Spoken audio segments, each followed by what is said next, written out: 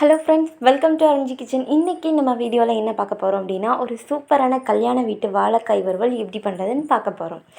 இப்போது இந்த வாழைக்காய் வறுவல் பண்ணுறதுக்கு ஃபஸ்ட்டு ஒரு பேன் எடுத்து அதை நல்லா ஒரு 2-3 ஸ்பூன் நல்லா எண்ணெய் ஊற்றிக்கிங்க.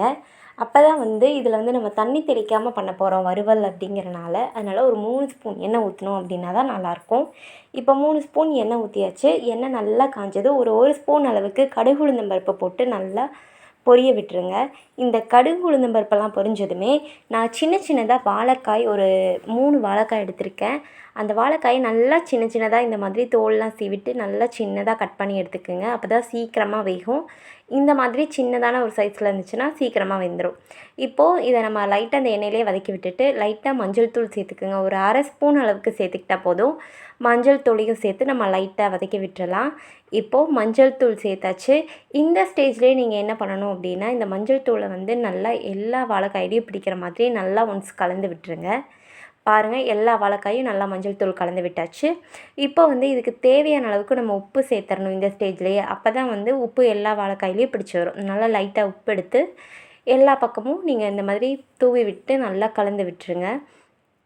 இப்போ உப்பு சேர்த்து நல்லா வதக்கி விட்டுட்டு ஒரு 3லேருந்து ஒரு 4 நிமிஷத்துக்கு மீடியம் ஃப்ளேம்லேயே வச்சு இதை அப்படியே விட்டுருங்க. லைட்டாக அப்பப்போ வதக்கி மட்டும் விட்டுருங்க. அப்படி விட்டோம் அப்படின்னாலே இந்த வாழைக்காயெல்லாம் நல்லா வதங்கி வந்துடுச்சு. பாருங்கள், சூப்பராக 3 நிமிஷம் கழித்து நல்லா வதங்கிடுச்சு. இப்போ ஒரு ஸ்பூன் மிளகாய்த்தூள் சேர்த்துக்கலாம், காரத்துக்கு தகுந்த மாதிரி. இப்போ மிளகாய்த்தூளும் சேர்த்துட்டு நல்லா வதக்கி விட்டுருங்க. பாருங்கள், இப்போயே நல்லா வதங்கி வந்துடுச்சு. இந்த மசாலா வாடை போனதுமே 1 நிமிஷம் தாங்க இந்த மசாலா வாடை போகிறதுக்கு. ஏன்னா நம்ம எண்ணெயிலே வதக்குறதுனால சீக்கிரமாக போயிடும். ஸோ ஒரு நிமிஷம் அந்த மசாலா வாடை போகிறதுக்காக நம்ம நல்லா வதக்கி விட்டுடலாம்.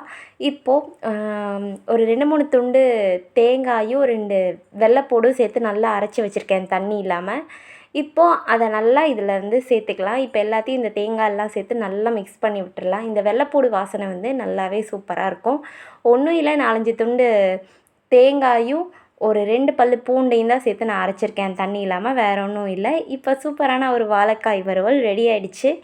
நீங்களும் ட்ரை பண்ணி பார்த்து எப்படி இருந்துச்சுன்னு மறக்காமல் கமெண்ட்டில் சொல்லுங்கள். அப்படியே நம்ம சேனலை சப்ஸ்கிரைப் பண்ணாதவங்க மறக்காமல் சப்ஸ்கிரைப் பண்ணிக்கிங்க. அப்படியே பெல் ஐக்கானையும் போட்டு வச்சுக்கோங்க. Thank you friends.